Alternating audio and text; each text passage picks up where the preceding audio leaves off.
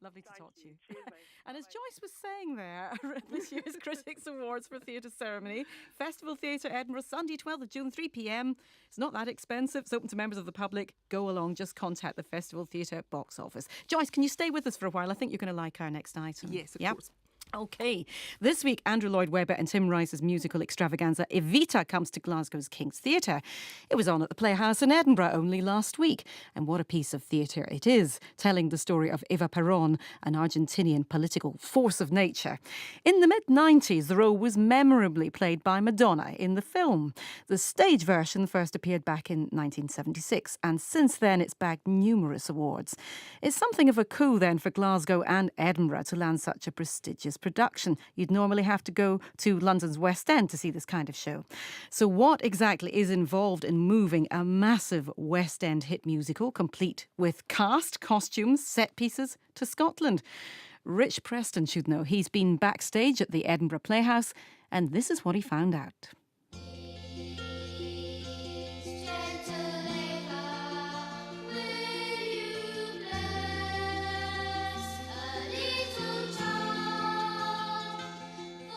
Right, here's a confession for you.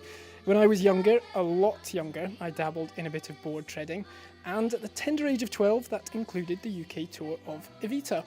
One of my lasting memories was of the sheer scale of the production and how much was involved in moving it around the country. I'm joined backstage by company director for the current tour, Steve Diamond. Steve, this must take months of planning. Yeah, this is quite a big show. It's not one of the biggest in the world, but it's quite big. We have 22 actors on stage, supplemented by children, such as you were at one point on this production, and supplemented by other local people called supernumeraries, who are sort of extras. We have a crew of 17, and we have 10 musicians in the pit. So how much planning and preparation goes into this tour? Oh, loads, absolutely loads. I mean, we have a production office in London that do all the tour booking and all the arrangements. To plan a tour like this, you actually start about a year before you actually end up at the particular venue that you end up playing.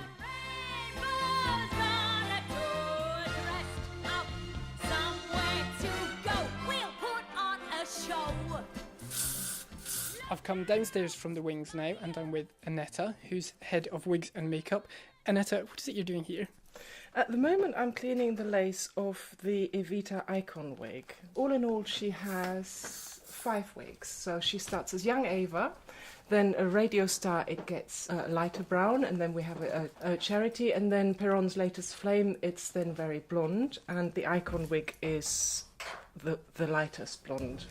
And we have about 20 chorus wigs. Basically what happens, all the girls, they have an Act 1 wig and an Act 2 wig. So Act 1 is more the poor Argentinians, and Act 2 is more the glamorous look.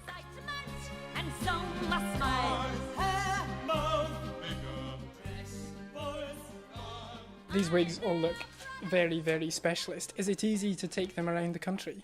Well, it's a finely tuned machine by now, I have to say. It's all very well prepared, and we have big trundles where we transport the wigs on. I think the trickiest thing is really moving once a week. At the moment we're doing weeklies. It's almost like moving house once a week, so it's quite a tall order. You must constantly have to be on your toes to deal with the individual changes that come with each location. We have the supernumeraries who are brought on board. We have to put wigs on the ladies that are too blonde, and the gentlemen have to put gel in and have side partings. So it's kind of dealing with all those new things that come up, regularly, and try and keep on top of it, and obviously make sure everyone knows where they need to be, where and when. What a circus, what a show. Argentina. So my name is Marcus Seibeck. I'm the technical stage manager for Evita. Now at the moment you see the whole stage. Now we are in the cathedral, or it's at the beginning where the funeral is. So you have all the pillars in, all the back wall. There's another set of arches above here what comes in. This show is particularly got a lot of lighting booms, a lot of lighting from the sides. We've got ladders with VL lamps from the side. So it's a very lit show. In the wings here in Edinburgh it's a bit tight, because you have to think there are more than 200 costume changes in the show. So it's a logistic. It's not as The easy part is to get the show in. The harder part is to get the show actually running with all the people we have in it. Obviously, cast needs to get changed, costume changes. We have children, we have extras, and obviously we have lots of technical things in the wing as well. With we need space. Like here, the LX racks. That's the power for all the lamps. So obviously they need space as well, and obviously loads of props, and for wigs and wardrobe to have the little stations. And then if we go around the back, we have the quick change. You see, I mean, the amount of dresses, the boys' quick changes on the other side, but yeah, over 200 costume changes. And we just had a cast change as well, so what keeps it interesting. Don't cry for me, Argentina.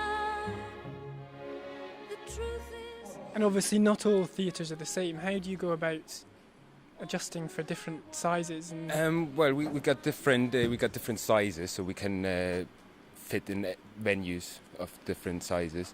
It's all about 9 meters. All our curtains are about 9 meters to up to 12 meters. And if you see, you got inserts in the actual portal, so we can go wide as to 14 meters or down to about 10 meters, 12 meters. And we got a whole another set for what's actually made of wood, so for small venues, really small venues.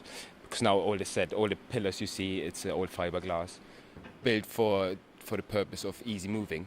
Obviously, you have to think when we leave here, everything you see now above you to the sides is all gone.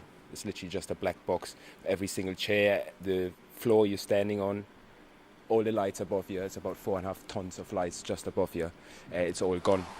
how on earth do you move this from place to place in just a couple of days? Well, a couple of days, we take it down in 5 hours. Believe it or not, it's about 5 hours it takes us. We are about 6 trailers. It's 1 trailer just for electrics, 1 trailer just for the sound, from the pit, the instruments, all the speakers.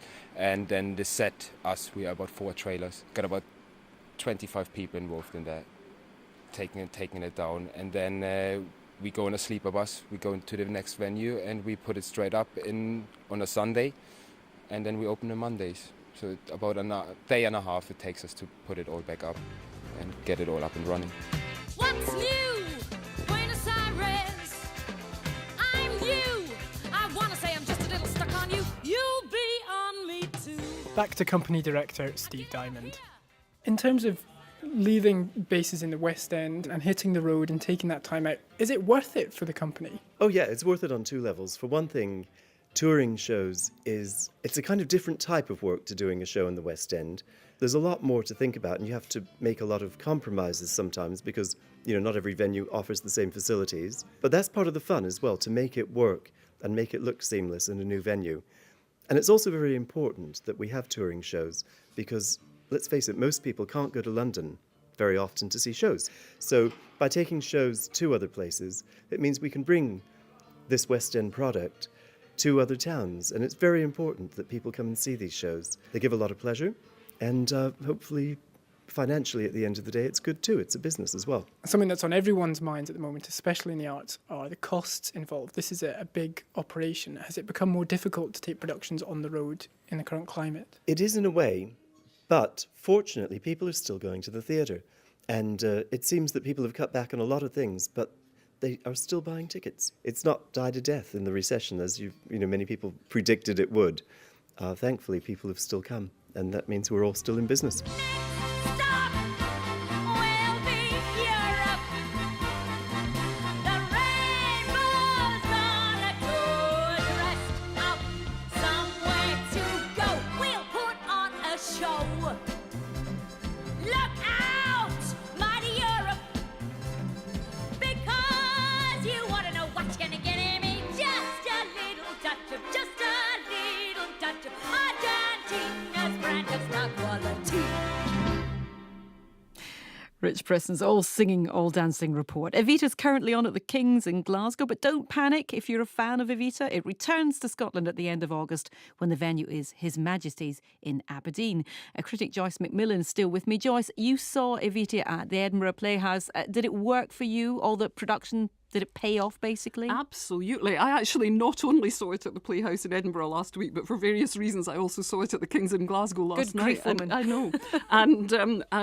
It's fascinating, actually. At the Playhouse, it looked extremely smooth. It was hard to believe it was the very first night. But the Playhouse is quite a big stage. I suppose it gives a little more space to play with. You know, last night at the King's, there was the odd kind of clunk and grind as they were moving the set about, but on the whole, considering it was their very first night in a slightly tighter stage after that fast turnaround from Edinburgh, it was pretty damn good. I mean, it's a very polished show now. It's a production that's been around for a few years, the Bill Kenwright touring production, and it really, you've just got to hand it to the people who do this job. You know, they create a fantastic spectacle. Just as your interviewee said there, in 5 hours, and of set-up time. And I had 2 14-year-olds with me last night, and I said to them, Were you thinking that the special effects would be better if it was a film? You know, because they watch films most of the time.